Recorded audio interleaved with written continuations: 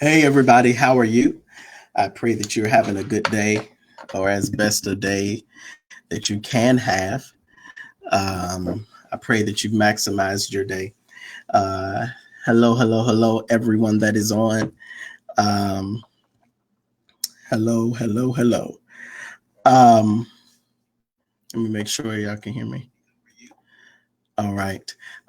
So let me greet everyone that is on here right now. I would love for you to definitely share. Hey, Apostle Tracy, how are you? How are you, bro? Love you, man. Everyone that is on, hello. Um, Let me see. Okay.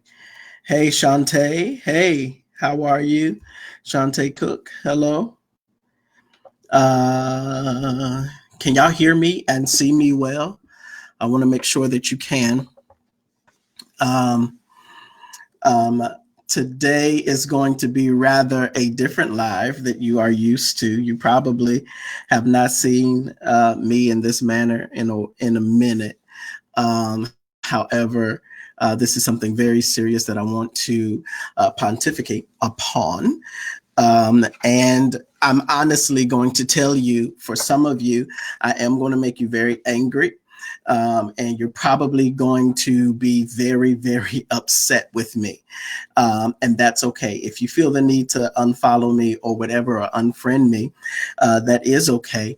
I love you anyhow.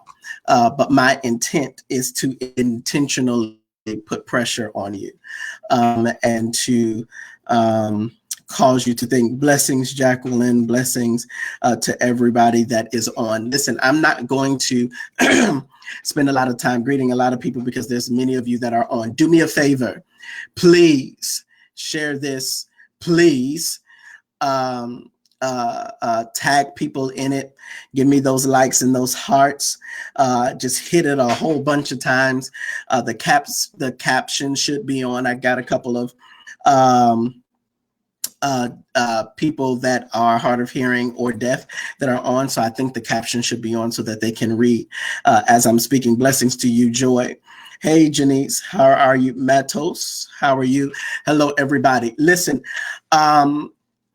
today I want to, yes, I'm Apostle Chris. Yes, I'm Prophet Chris. Yes, I'm Dr. Chris. Yes, I'm AC to some, Pops to others, Dad to others, all of that. I get that. But today, to be honest with you, I'm not really even going to address you as an apostle, as a prophet. I am literally going to address the masses as a Black man in America. Okay. And this is very poignant. Listen, for those of us who are called of God, those of us who are ministers of the Lord, those of us who call ourselves pastors and leaders and apostles and reverends and bishops and all of this stuff, it is very important for us to really make sure that we keep the integrity of our prophetic voice. Now, and when I say prophetic voice, I'm not talking about just thus saith the Lord thy God, by tomorrow God is going to give you a new house. No. I'm not talking about that level of prophecy, but God has given each and every last one of us a prophetic voice that we have to release. What do you mean by that, AC? That means that the prophetic unction of God has to be upon us that literally will speak truth to power. Blessings to you, Tamika. Speak truth to power or deal with a hard, rough issue that is purveying itself throughout a land or culture or a specific era. And so tonight I am prophetically addressing, not saying this is what the Lord thy God saith unto thee. No. What I'm saying is I'm coming from a different sphere or a different dimension of the prophetic, and it is being fueled by what God has made me to be, an African American male in this country, these United supposedly States of America. So I need to really get you to understand what we're doing, and make sure that you share this, tag this, and all of this good stuff. Okay, listen, I'm gonna start off with a poem. I'm going to start off with a poem, and then I'm going to address what I believe the Lord really laid on my heart, and to share with you. So pardon me if I get a little rowdy a little bit. Y'all get where I'm coming from, but let me read you a poem that was written. Rather, it's a song that is sang by Billie Holiday. It's called Strange Fruit. Emotional, that's the word, Eugene. It's called Strange Fruit. Goes a little something like this. Southern trees bear a strange fruit. Blood on the leaves and blood at the root. Black body swinging in the southern breeze. Strange fruit hanging from the poplar trees. Pastoral scene of the gallant South. The bulging eyes and the twisted mouth. Scent of magnolias, sweet and fresh, then the sudden smell of burning flesh. Here is fruit for the crows to pluck, for the rain to gather, for the wind to suck, for the sun to rot, for the trees to drop. Here is the strange and bitter crop. I'm going to say it again. Southern trees bear a strange fruit, blood on the leaves and blood at the root. Black body swinging in the southern breeze, strange fruit hanging from the poplar trees. Pastoral scene of the gallant South, the bulging eyes and the twisted mouth. Scent of magnolia, sweet and fresh. Then the sudden smell of burning flesh. Here is fruit for the crows to pluck, for the rain to gather, for the wind to suck, for the sun to rot, for the trees to drop. Here is a strange fruit and bitter crop. This is a song that will move really anybody who has a heart. If you can hear this song, this poem, whatever you want to call it, and literally not be moved by this, something's wrong with your humanity. This strange fruit that was being sang or written about is not an apple or an orange or a pear or a peach. It is the black bodies that were hanging from trees during lynchings. It is the innocent, in many cases, black bodies that have been hanged under the auspices of vitriol and hatred to send a message to those who would dare try to advance forward, that had the same melanin tones of this strange fruit. It was a message to anybody who would look upon these fruits hanging from the tree, that if you would try to literally set up root and become fruitful yourself, you yourself will become one of these strange hanging fruit. Your eyes bulging out of your face, your mouth twisted as rigor mortis begins to set in as you're trying to literally gasp for your last breath. You looking down at the onlookers while you are literally dying and suffocating. No matter how much you scream, no matter how much you, hey Sherry, no matter how much you holler, no matter how much you try to gasp, no matter how much you say, I cannot breathe, the ones that are onlooking onto you will not help you. They gather to watch your body give up its spirit, give up the ghost, as the Bible says, or they watch your spirit leave your body and celebrate as you are, as Medea would say, fast forwarded to heaven. It was not your time to go. It's not your time to leave. It is not your God ordained state to go. Yet someone possessed by vitriol and hatred and an uncalibrated lens towards humanity decided to rob you of something that did not belong to them. I find it amazing that even as we are going through this or watching this recent story unfold, where this African-American male literally dies under the knee of a police officer. And I can imagine this police officer looking at him.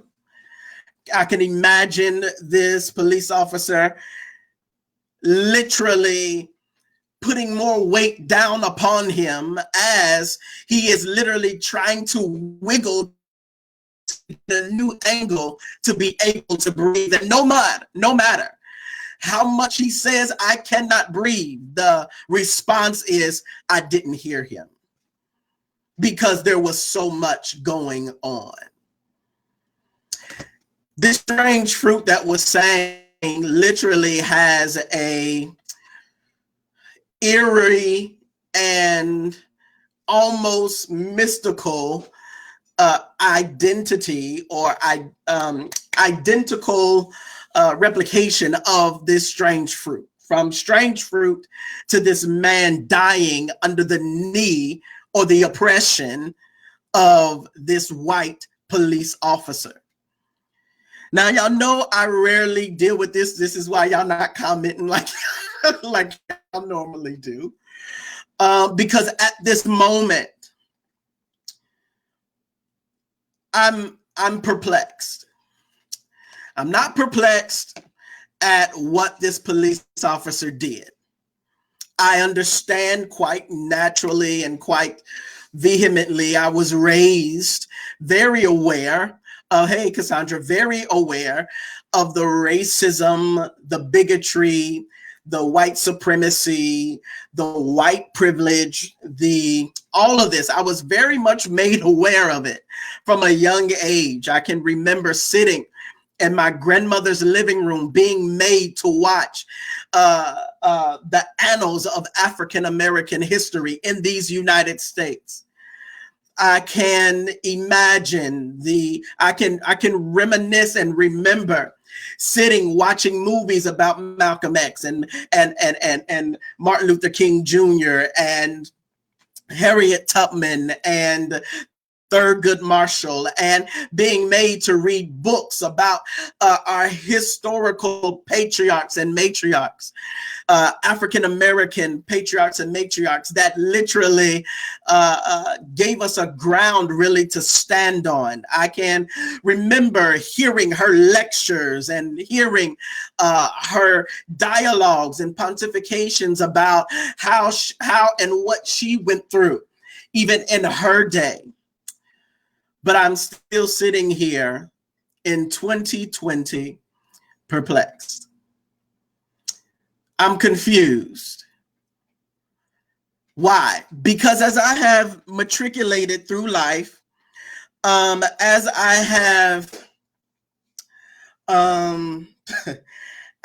grown up and now stand as a 33-year-old African-American male in these United States of America, I'm faced with the harsh reality and the shocking truth and the jolting realization that even though this country says I'm free, I'm really not. Even though this country says you're free now, there is still a system governmentally, politically, fiscally, economically, medically, that still enslaves the African-American person. There is still a system that literally utilizes the bandwidth and the capacity and the work ethic of the African-American as we have built the country to be what it has, yet still it gives us the scraps and still gives us beneath what it is that we really deserve. And when they decide to exterminate us, when it is that that they have decided to exterminate us, to get rid of us, then they can snuff us out at the blink of an eye. I'm perplexed. Now, I'm very, very cognizant of the racism and the bigotry, the white supremacy, the privilege even, that many of our Caucasian counterparts have. But I'm perplexed not at what happened, because this country being riddled, hey Sonia, this country being riddled with racism and white supremacy. Because we live in this country, I expect things like that to happen.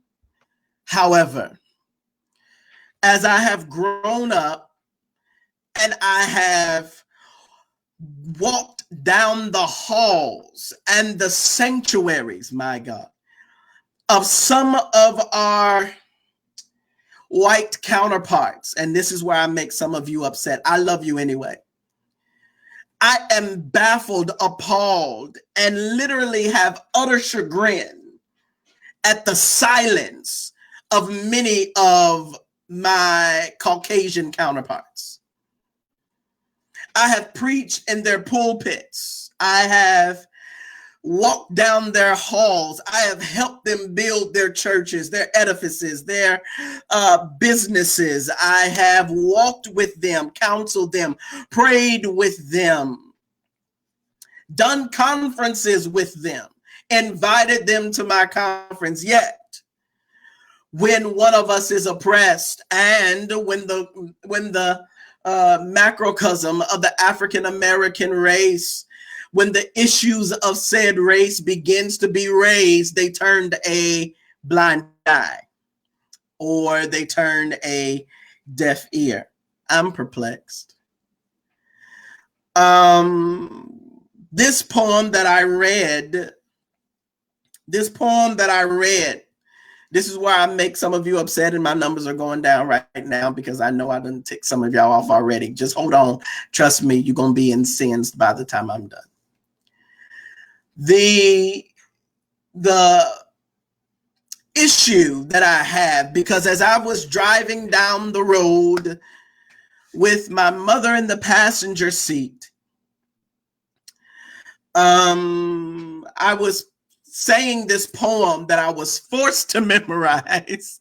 Thank you, Cynthia L. Lewis. Forced to memorize years ago. And she made me listen and memorize the words because she never wanted me to forget where it is that we came from. Now, here's the thing. As I was sitting, driving, and my mom is in the passenger seat, there was a strange similarity, because I remember watching the movies as they had a picnic. Some of us don't even understand where the word picnic comes from. The word picnic is not just going to go eat something in the middle of a grassy field. It meant pick a Niggr. And what that meant was that they will go and just randomly pick one of us to hang, and they would dine as a family as they watched the death of an innocent person. And they celebrated it as if they were in a drive-in movie. It was a source of entertainment for them. It is important for us to not forget that, because I'm reminded that when we have this young man, and not just this young man, I'm thinking of everybody that we've had in recent days, from Trayvon Martin on down the line, where our white counterparts, just like a picnic, as one of us, one by one, are picked and hung from a tree, sit in silence and watch and just shake their head as if this is something that should just happen, as if this is just another thing that happens in our culture and there's nothing that they can do about it. I am confused and perplexed at the deafening silence of many of our Caucasian counterparts, our white brothers and sisters. Oh, but Apostle Chris. Hey, Trev, love you, sis. Hey, Apostle Chris, but I thought we're supernatural. I thought that we are in the body of Christ. I thought we were Christian. I thought we are supposed to be saved. Why don't we just pray? Let me calibrate your thinking and your paradigm right up and through here. Christianity and being a Christian is not a race. It's a culture.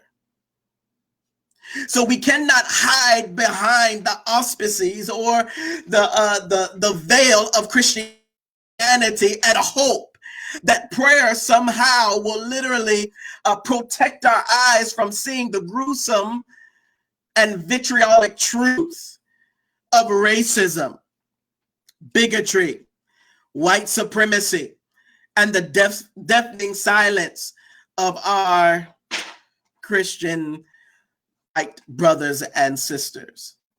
I love all of my brothers and sisters, be you white, Indian, Asian, black, whatever. I love everybody. You don't even have to be a Christian. I love you anyways. Howsoever, I'm very perplexed because there is an eerie comparison that they're just sitting there as we are hanging, as these strange fruits are being hung one by one from the tree. They're just simply eating and bringing their children to the picnic as if this is okay. I'm worried because if they don't say anything to their children, my sons will have to be under the knee of their son. My son will have to worry about if a white police officer is going to treat him well because someone is not talking to their son right now. They're not talking about it at the dinner table. My son is going to have to deal with one of their sons that becomes a police officer, or a judge that sees my son as a dollar sign in the prison pipeline that is going to literally make a profit off of the head of my son because of the silence of our white counterparts. I have a lot of white friends. I have a lot of white pastor friends. I preach at a lot of white churches. I've spoken at a lot of white churches. I spiritually guide and counsel a lot of white politicians and community leaders. But I am very, very concerned that as we are being picked off one by one and being hung from the proverbial tree, that you are not doing anything to interrupt the lynching of my brothers and sisters. Here's the problem. If you can watch or hear the video that was done, and you can hear the bludgeonings and the oppressions of a people, especially of African descent, and feel nothing, and you are indifferent to the cries of said people, I challenge your faith. I challenge your very salvation. And yes, I even challenge your prophetic call. Now, when I say a prophetic call, I don't mean that you're getting up there and foretelling the future. But I challenge the call of God on your life that literally speaks out against injustice. It was the prophets of God that he would raise up to literally deliver his people out of injustice. The cries of God's people that come out of African descent, shalom to you, Andrew, that come out of African descent, literally is looking for or crying out for deliverance. And you, who is in the palace or in the house of Pharaoh, refuse to speak to Pharaoh to say, let God's people go. I'm concerned and bewildered and confused. Now, we as Blacks and African Americans, I am faced with the truth, and I have to really look at it in the face and take a deep breath and really take it in, this truth here. That though the United States of America says that we are free, the Emancipation Proclamation says that we no longer, watch this, work for free. And we no longer have a quote unquote slave master. But rather, in the same written Emancipation Proclamations are the subtle undertones of you can remain in the same position, just change your job title. The issue that we have here is that I have to realize that my people have been slaves more for longer in this country than we have been free. I'm going to say it again. The utter truth is our people, African American people, have been slaves in these United States of America longer than we have been free. They do things like, or they'll say things like, you can have access to wealth and health, but you're still going to be a slave because you're not going to be able to get to our level except you undergo extreme hardship. And if you just so happen to escape the eye of your master and get to a place of where people are willing to assist you, so be it. We'll let a couple of people through so that they can be an inspiration to our culture. But the majority of the millionaires and billionaires that we see as African Americans simply proliferate a message and mirror a message to us that says, become oppressors of your own self. When it is that our millionaires and our influencers literally spit out lyrics or articulations that says, seek things so that you can look like me, be like me, and not own your own stuff legitimately. Hello. Then what happens is the voice, the paradigm of those that, though they don't call themselves a slave master, the paradigms of them literally pervade themselves through the slave who preached to the other slaves from the Bible using scriptures that says, obey them that have rule over you. I'm concerned. I'm confused. I'm bewildered. So now, here's the thing.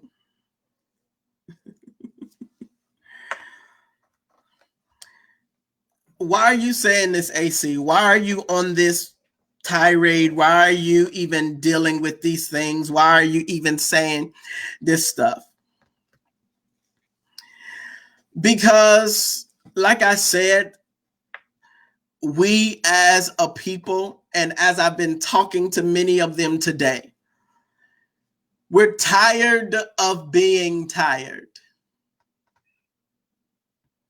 Tired of, how many times do we have to protest to get you to hear what we're trying to say to you? Tired of having to assimilate or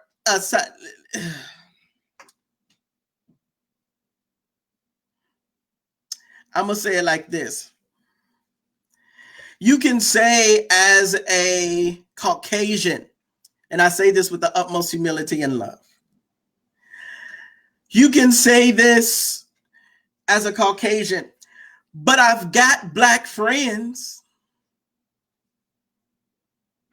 not knowing that you are literally jabbing at you are literally invalidating the plight of the people because you think that one or two African Americans in your circle pacifies my plight. How offensive would that be? Or a lot of them will say, but I don't see color. I don't want you to not see color. I want you to see me as a Black male.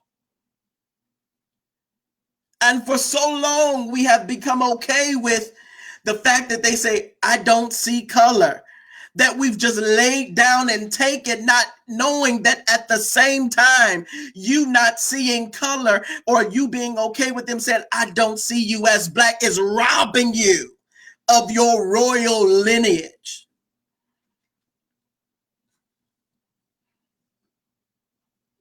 I want you to see me as a Black man.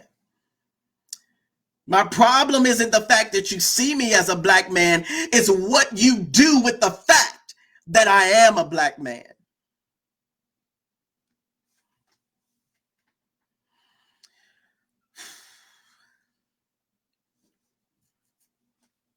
And so,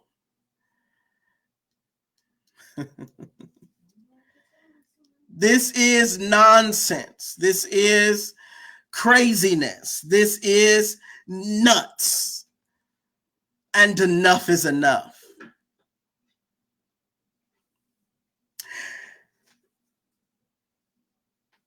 I find it very interesting that even in our Black churches, we sing a lot of Caucasian written songs now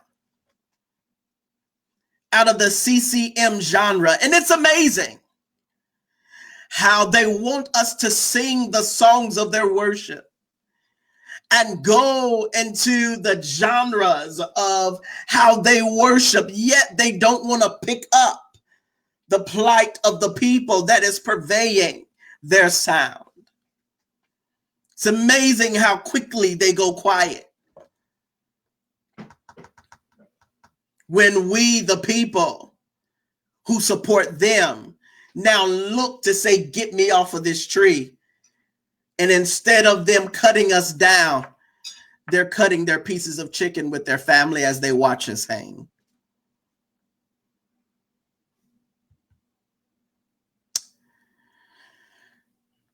Now, what are you saying, AC? Listen, I've called some of my white counterparts. I've got some pastor friends that are white, some regular friends that are white, political friends that are white. I love them all dearly, without hesitation. And I've talked to them, but when I talk to one of them, When I've talked to one of them, a couple of them actually, to get what their take was, one of them said, and I quote, "I don't know why they would do something like that. I don't know why that police officer would do that. And that's a very bad and shameful thing for them to do. But I really don't pay that stuff much attention because I have other things that I'm worried about."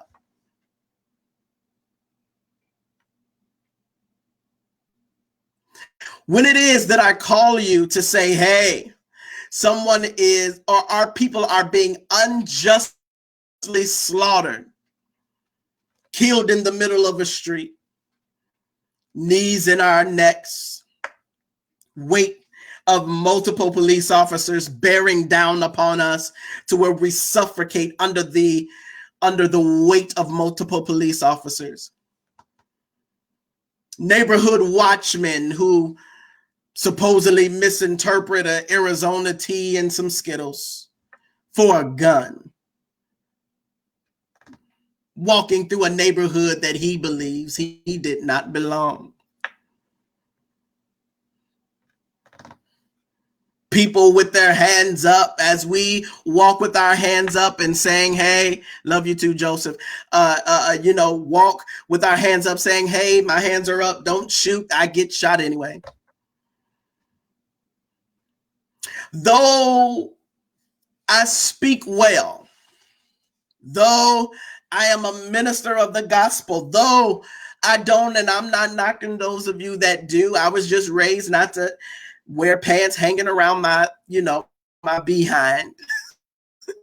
I dress well, I look presentable, I greet people, I smile at people. But even still, with my nice self, my professional self, my cordial self, my respectful self, I still see women walk across the street as they see me walk.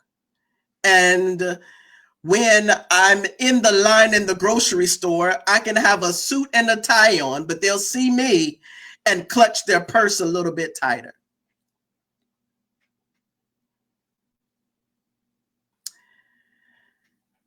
But this isn't something that our Caucasian brothers and sisters are worried about.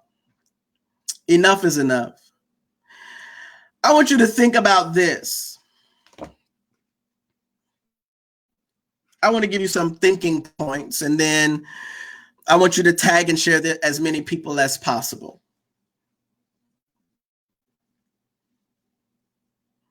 Think about these things.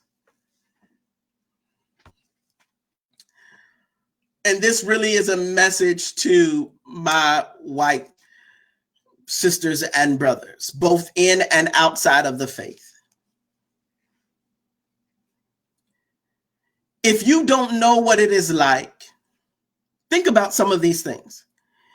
If you don't know what it's like to drive past a cop sitting on the side of the road,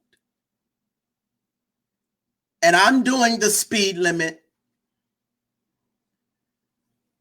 If you don't know what it's like to drive past a police officer and you see them on the side of the road and your hands begin to grip the steering wheel a little bit tighter, and though you may be a mile down the road, you are still looking in the rearview mirror to see if that cop caught a glimpse of your color and they are now following you.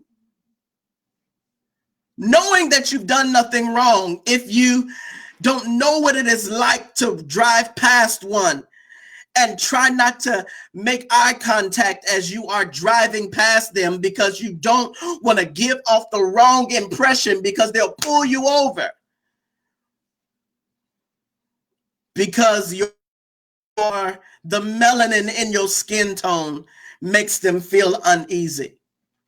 If you don't know what it is like to do that, I challenge you to find the nearest African American and begin to hear our plight. Something is wrong in that. I can be doing the speed limit, obeying the laws of the land, but there is something that goes off in the psyche that says, though I am doing nothing wrong, I can be pulled over anyway.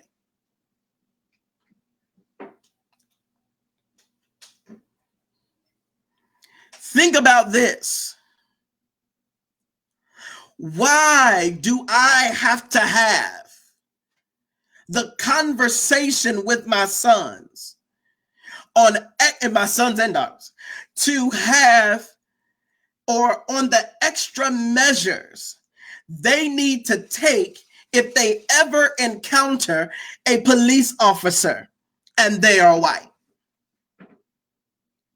Why do I have to sit at the dinner table and tell them, if you get pulled over by a police officer, make sure that your hands stay on the steering wheel, and make sure that if you're going to reach for your wallet, you tell them, I am reaching for my wallet. Why do I have to tell them? Why is the dialogue of the dinner table different? I have to tell them how to react and what extra measures to take, while your dialogue is, just don't get pulled over because I don't want to pay for another speeding ticket. We're telling our children, don't get pulled over because we don't want you to die. You're telling your kids, don't get pulled over because you don't want to pay for the speeding ticket. Now, I know that is not every white family, but it is the vast majority. Why does that type of conversation have to be at my dinner table?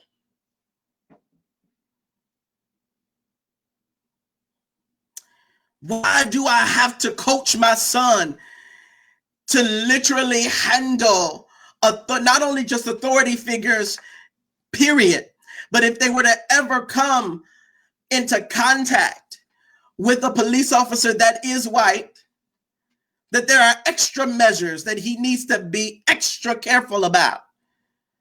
That if he finds himself, though he has a lot of white friends,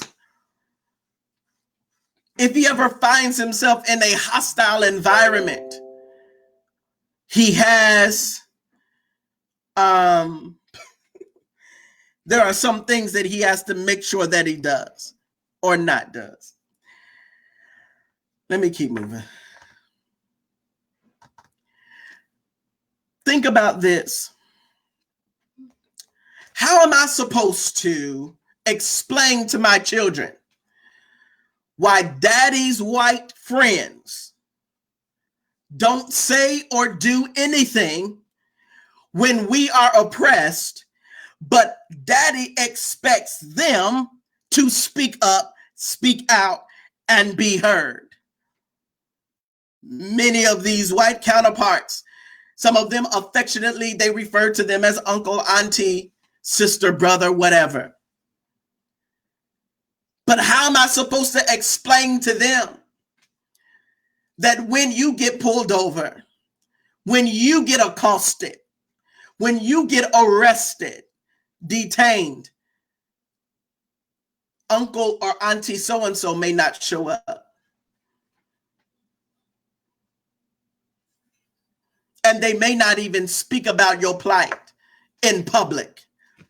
They may call you and say that was a very bad thing and I wish that would have never happened, but they'll never do anything about it. They won't rise up and cry out against it. How am I supposed to explain that to them? That their care, concern, love, and true investment in their life only goes so far. Now, I know that this is not every white believer or non-believer. This does not apply to every single white person. I've got some amazing white friends who do speak up, speak out, be heard about these causes. There are some white clergy people, clergymen and clergywomen who are speaking up, white influencers that are speaking up, politicians that are speaking up. Yes, But the vast majority are silent. And unfortunately, some of these, the majority of these white pastors and leaders expect you to come and fill their seats, fill their pulpits, fill their pews, and give your tithes and offering to them while they remain silent at your oppression. I'm confused. I'm bewildered. I'm befuddled.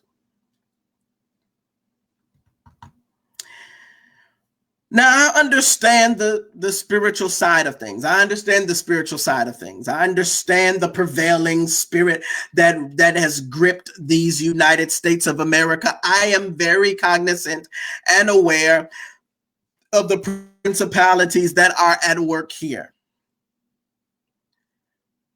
However, while I am supernatural, right? While I understand the spirit realm, there is a pragmatic or a very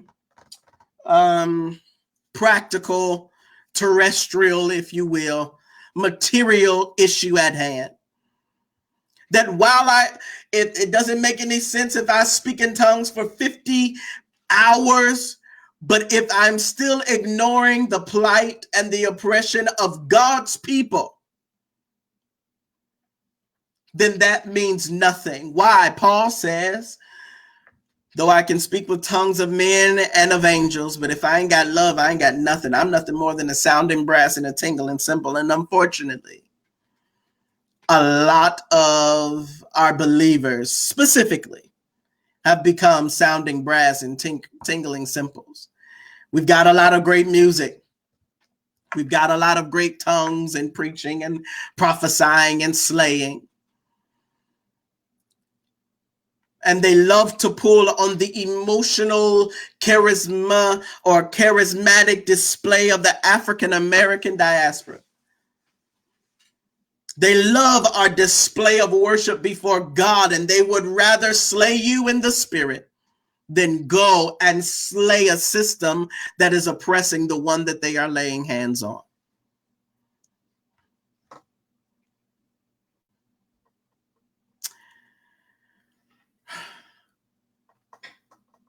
Enough is enough. So, am I mad? Am I angry that this recent thing happened? Yes.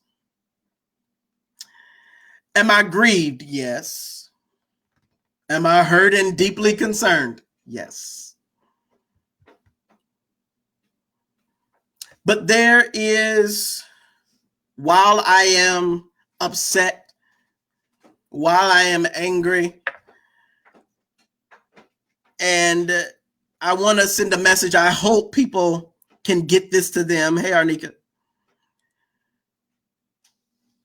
I hope they can get a message to them all the way over there. Firing or terminating those police officers is not enough. If one of us, and when I mean us, I mean one of us under the African American persuasion, were to have shot, killed, or put our knee in the neck of a white man, they would not have judged. They would not have just fired us, but we would be in jail right now, under the jail, waiting for a life sentence. They would feel the seats of a jury just itching to hang another strange fruit from the tree.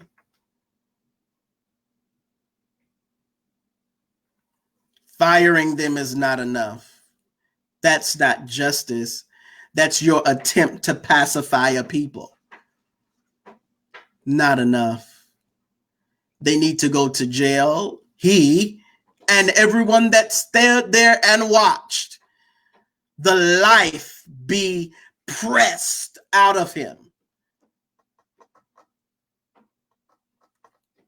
They need to go to jail for life. be put away.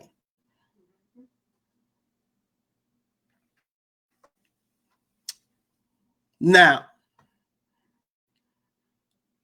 enough is enough. Enough is enough. I love everybody. I do love everybody for real. Absolutely. Beyond a shadow of a doubt. And I know some of you are offended by my words. Some of you may be hurt by my words. Some of you may not even want to talk to me after this. That's okay. I love you anyhow. But I cannot be so supernatural that I cannot lift and I cannot tap into the prophetic voice that God has commissioned me to say. And once again, I'm not just talking about prophecy to tell you what is going to happen in your future, but rather speak truth to power. And you may be one of my Caucasian friends that says, you know, hey, I'm not in power. Yes, you are. Yeah, you are. You have extreme privilege and you can make a change.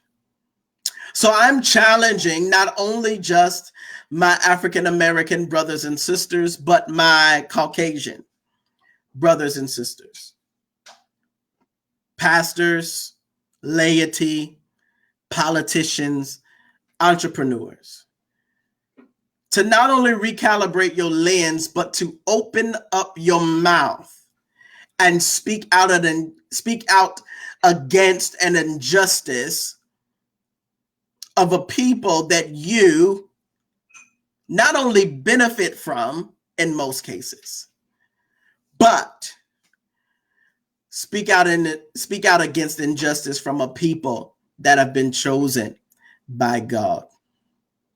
If you defend God's people, no matter their race, culture, creed, or whatever, you defend God's people, God will defend you.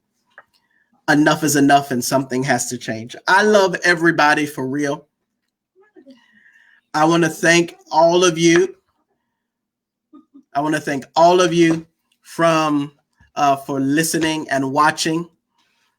But I'm telling you, everybody, it is something to be said. It is something to be said at the deafening silence of a lot of our Caucasian counterparts. And so I want to tell you this, that even as an African American, if I were to have kept my mouth shut about it, I would be just like one of those people at a picnic looking at the strange fruit hanging. But I will not be like one of those people at a picnic watching strange fruit hanging from a tree. And I almost said a word I shouldn't say. And I sure as Hades am not going to be a strange fruit myself. Ain't it? Mom is hilarious. So I say to you, I love you for real, for real. For real, for real. And for some of you who just came on, some of y'all are like, I don't know what are you talking about, strange fruit? Let me read it for you. Look it up. Billie Holiday sings it, but I'm going to read it. Strange fruit. Southern trees bear strange fruit, blood on the leaves and blood at the root. Black bodies swinging in the southern breeze, strange fruit hanging from the poplar trees. Pastoral scene of the gallant South, the bulging eyes and the twisted mouth. Scent of magnolias, sweet and fresh, then sudden smell of burning flesh. Here is fruit for the crows to pluck, for the rain to gather, for the wind to suck, for the sun to rot, for the trees to drop. Here is a strange and bitter crop. Let's not be one of those that is watching strange fruit. Speak up. This is what my grandmother used to say to me all the time. I might get a t-shirt that say it. Speak up, speak out, be heard. And resolve today that you yourself are not going to be a strange fruit. We got work to do, y'all. I love y'all. I'll talk to y'all soon. Peace.